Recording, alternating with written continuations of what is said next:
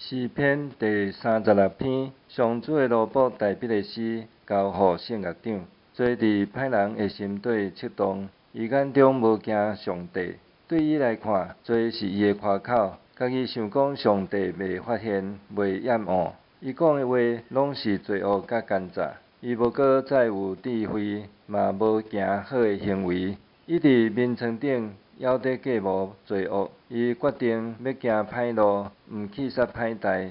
上主啊，你的慈爱悬到拄天，你的信实到穹苍，你的公义亲像关山，你的判断亲像深渊。上主啊，人甲精生你拢眷顾。上帝啊，你的慈爱哪遐宝贝？世间人拢来觅伫你实骨的知音下，因要伫你的厝享受丰富的宴席。你要互因啉你快乐的河水，因为活命的源头在伫你。对你的光，阮看见光。